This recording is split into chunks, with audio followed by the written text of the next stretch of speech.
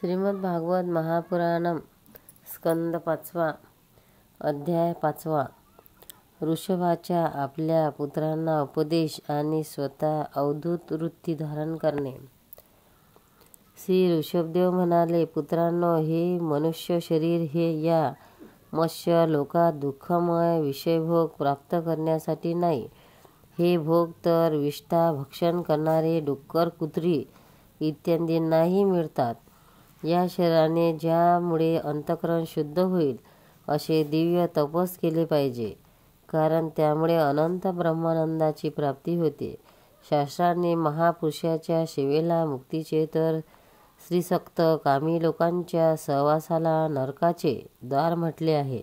समचित्त, परमशांत, क्रोधहीन, सर्वांचे हितचिंतक आणि सदाचार संपन्न जे आहेत त्यांनाच महापुरुष म्हटले जाते.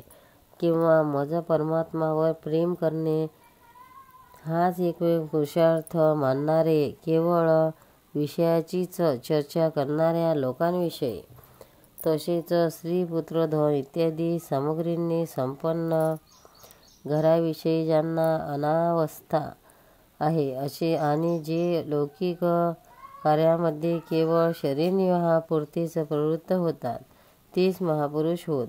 मनुष्य निश्चितच प्रमादवश होऊन कुकर्म करू लागतो. इंद्रियांना तृप्त करण्यासाठीच त्याची अशी प्रवृत्ती होते. मी हे योग्य समजत नाही, कारण त्यामुळे आत्म्याला हे नाशिवंत हे दुःखदायक शरीर प्राप्त होते. जोपर्यंत जीवाला आत्मतत्वाबद्दल जिज्ञासा निर्माण होत नाही, तोपर्यंत अज्ञानाने देहादिकांमुळे त्यांचे स्वरूप लपलेले असते. जोपर्यंत हा लौकिक व्यक्ती कर्मामध्ये गढलेला असतो, तोपर्यंत मनामध्ये कर्माच्या वासनाही शिल्लक असतात आणि त्यामुळे देहबंधन प्राप्त होते. अशा प्रकारे अविद्येने आत्मस्वरूप झाकले गेल्याने कर्म वासनांच्या अधीन असलेले चित्त मनुष्याला पुन्हा कर्मामध्ये प्रवृत्त करते. म्हणून जोपर्यंत मज वासुदेवात प्रीती निर्माण होत नाही, तोपर्यंत तो देहबंधनातून सुटू शकत नाही. स्वार्थामुळे वेडा झालेला जीव जोपर्यंत विवेकदृष्ट्या आश्रय घेऊन इंद्रियाचे चोचले फिरविले हे व्यर्थ आहे असे समजत नाही, तोपर्यंत आत्मस्वरूपाचे विस्मरण झाल्याने तो अज्ञानामुळे विषय, प्रधान असे घर इत्यादींमध्ये आसक्त होऊन राहतो आणि निरनिराळे क्लेश सहन करतो. स्त्री आणि पुरुष या दोघांमध्ये जो परस्परांचा पतिपत्नी भाव आहे, त्यालाच ज्ञानी लोक हृदयाचे अभेद बंधन समजतात, ज्यामुळे जीवाला घर, शीत, पुत्र, स्वजन आणि धन इत्यादींसुद्धा मी आणि माझेपणाचा मोह उत्पन्न होतो. कर्मवासनामुळे घट्ट झालेली ही हृदयग्रंथी गाढ सैल होते. त्यामुळे हा पुरुष दाम्पत्य भावातून निवृत्त होतो आणि संसाराला कारण असणाऱ्या अहंकाराचा त्याग करून सर्व प्रकारच्या बंधनातून मुक्त होऊन परमपदाची प्राप्ती करून घेतो. पुत्रांनो, संसार सागरातून पार होण्यासाठी कुशल, धैर्यवान, उद्योगी अशा सत्वगुण विशिष्ट माणसाने सर्वांचा आत्मा आणि गुरु स्वरूप असा माझ्यात भक्तिभाव ठेवून मला शरण यावे. तसेच आसक्तीचा त्याग करावा, सुख दुःखाची द्वंद्वे सहन करावीत. जीवाला सर्व योनीमध्ये दुःख भोगावेच लागते असा विचार करावा. तत्वजिज्ञासेने, तपाने, सकाम कर्माचा त्याग करून माझ्यासाठीच कर्म करावीत. माझ्या कथा नेहमी श्रवण करून माझ्या भक्तीशी सहवास ठेवून माझ्या गुणाचे कीर्तन करावे. कोणाशीही वैर न करता समतेने व शांतीने वागावे. शरीर, घर इत्यादी बाबतीत मी माझेपणाच्या भावनेचा त्याग करण्याची इच्छा धरावी. अध्यात्मशास्त्राच्या अनुशीलनाने एकांतात वास करून प्राण, इंद्रिये, मन त्यांना ताब्यात ठेवून शास्त्र आणि सत्पुरुषाच्या वचनावर श्रद्धा ठेवावी. पूर्ण ब्रह्मचर्य पाळून सत्कर्मामध्ये नेहमी तत्पर असावे. वाणीवर संयम ठेवावा. सगळीकडे माझी सत्ता आहे असे जाणून अनुभव ज्ञानासहित तत्वविचार आणि योग साधन करून अहंकाररूप आपल्या लिंग शरीराला माझ्यात लीन करावे. मनुष्याने दक्ष राहून अविद्येमुळे उत्पन्न झालेला हा हृदयग्रंथीगृह बंधनाला शास्त्रोक्त रीतीने वरील साधनांनी पूर्णपणे तोडून टाकावे. कारण सर्वसंस्कार राहणारे मन हेच ठिकाण आहे. ज्यानंतर साधनांचाही त्याग करावा, त्याला माझ्या लोकांची प्राप्ती किंवा माझा अनुग्रह हवा असेल, त्या राजाने प्रजेला, गुरुने शिष्यांना आणि पित्याने पुत्रांना असाच उपदेश करावा.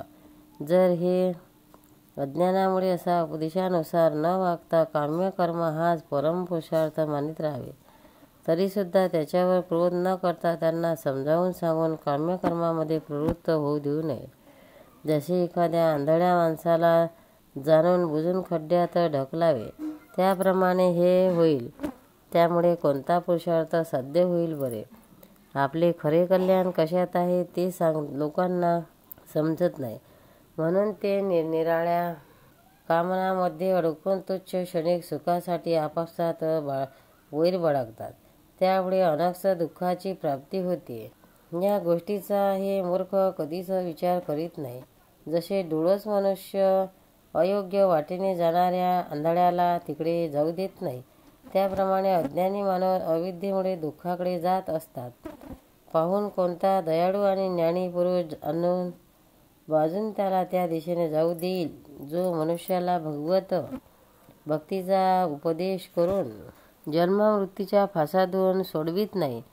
तो गुरु नव्हे, स्वजन स्वजन नव्हे, पिता पिता नव्हे, माता माता नव्हे, देव देव नव्हे आणि पती पत्नी नव्हे. माझ्या या अवतार शरीराचे रहस्य जाणणे साधारण लोकांच्या बुद्धीच्या पलीकडे आहे. शुद्ध तत्व हेच माझे हृदय आहे आणि त्या धर्माचेच अधिष्ठान आहे. अधर्माला मी फार मागे ढकललेले आहे, म्हणूनच सत्पुरुष मला ऋषभ असे म्हणतात.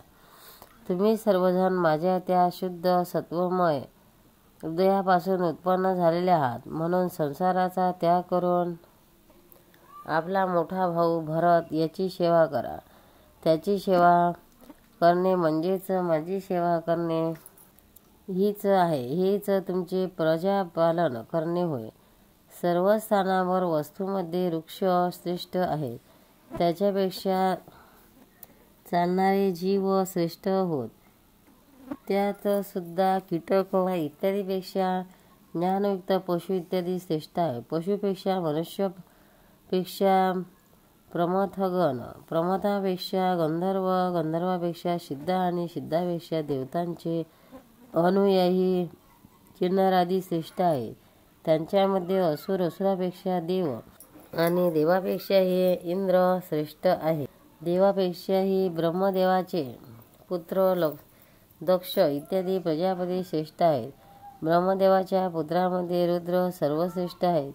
ते ब्राह्मणापासून उत्पन्न झाले आहेत, म्हणून ब्रह्मदेव त्यांच्यापेक्षा श्रेष्ठ आहेत. ते सुद्धा माझ्यापासून उत्पन्न झाले आहेत आणि माझी उपासना करतात, म्हणून मी त्यांच्यापेक्षाही श्रेष्ठ आहे. परंतु ब्राह्मण तर माझ्यापेक्षा श्रेष्ठ आहेत, कारण मी त्यांना पूज्य मानतो. हे विप्रांनो, दुसऱ्या कोणत्याही प्राण्याला मी ब्राह्मणाच्या बरोबरीने सुद्धा समजत नाही, तर त्यांच्यापेक्षा अधिक कसा मानू शकेल? लोक श्रद्धापूर्वक ब्राह्मणांना मुखामध्ये जे अन्न इत्यादी घालतात, ते असे मी प्रसन्नतेने ग्रहण करतो. तसा अग्निहोत्रात हवन केल्याने द्रव्याचा मी स्वीकार करीत नाही. ज्यांनी या अध्ययन इत्यादी करून माझ्या वेदरूपी अत्यंत सुंदर आणि पुरातन मूर्तीला धारण केले आहे, तसेच जे परमपवित्र अशा सत्वगुण शम दम सत्य दया तप तितिक्षा आणि ज्ञान आदी 8 गुणांनी संपन्न आहेत, त्या ब्राह्मणापेक्षा अधिक श्रेष्ठ आणखी कोण असू शकेल? ब्रह्मदेव इत्यादींपेक्षाही श्रेष्ठ आणि अनंत तसेच स्वर्गमोक्षाच्या अधिपती अशा माझ्याकडून माझे निष्काम भक्त काही इच्छित नाहीत, तर राज्य इत्यादी अन्य वस्तूची ते कशाला इच्छा करतील? पुत्रांनो, तुम्ही सर्व चराचर भूतमात्रांना माझे शरीर समजून शुद्ध बुद्धीने पदोपदी त्यांची सेवा करा. तीच माझी खरी सेवा होय. मन वचन दृष्टी आणि अन्य इंद्रियाच्या कर्माचे प्रत्यक्ष फळ म्हणजे माझे या प्रकारे पूजन करणे होय.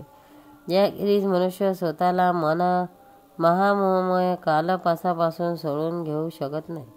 सुखदेव म्हणतात, जरी ऋषभदेवाचे पुत्र स्वतः सर्व प्रकारे सुशिक्षित होते, तरी लोकांना शिक्षण देण्याच्या उद्देशाने महाप्रभावशाली परमसुहृदय भगवान ऋषभांनी अशा प्रकारे त्यांना उपदेश केला. ऋषभदेवाच्या 100 पुत्रांमध्ये भरत मोठा ज्येष्ठ होता. तो भगवंताचा परमभक्त आणि भगवत परायण होता.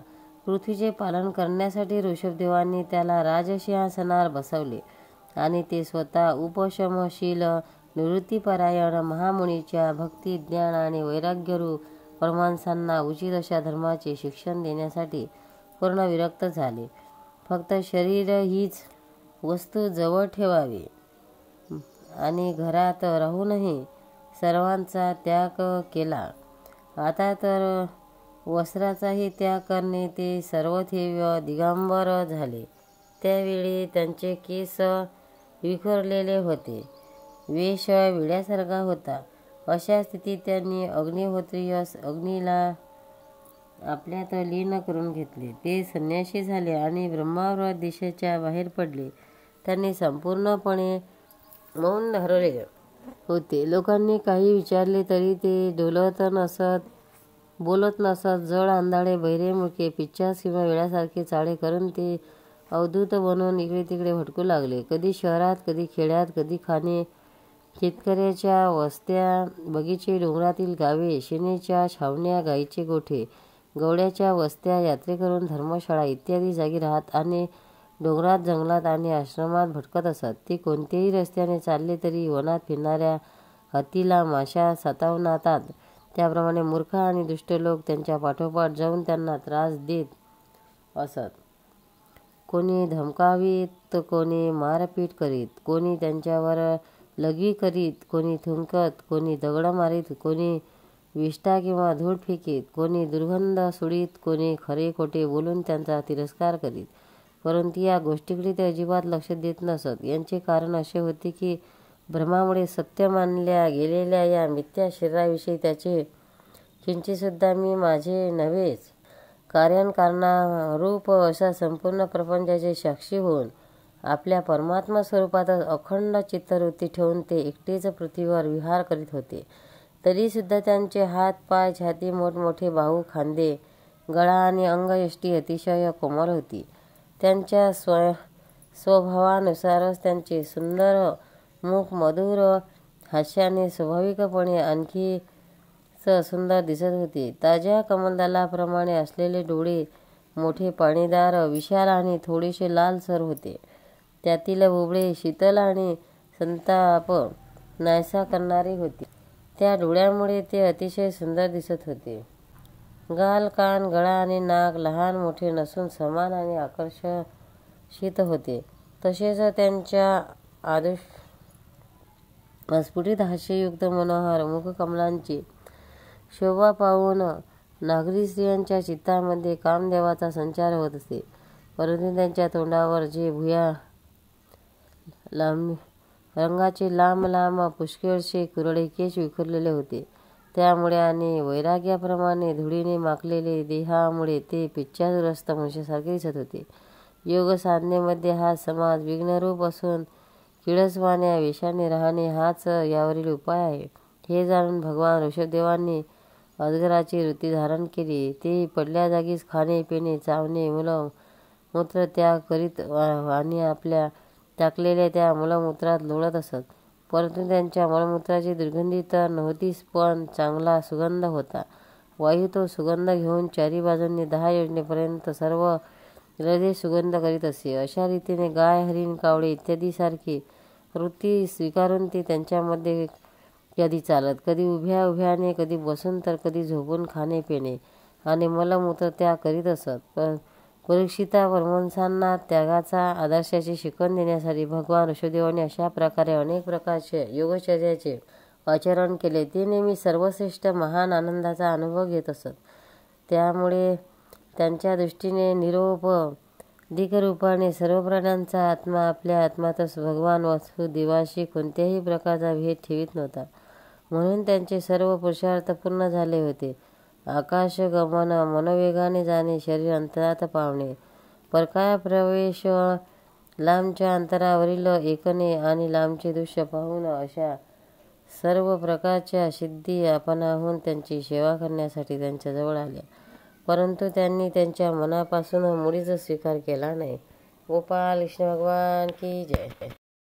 भक्तांनो, व्हिडिओ आवडल्यास व्हिडिओला लाईक करा, शेअर करा, सबस्क्राईब करा. तसेच बाजूला असलेल्या बेलवर क्लिक करा, म्हणजे याच्यापुढील सर्व व्हिडिओ तुम्हाला सर्वात आधी मिळत जातील. जय श्री कृष्ण.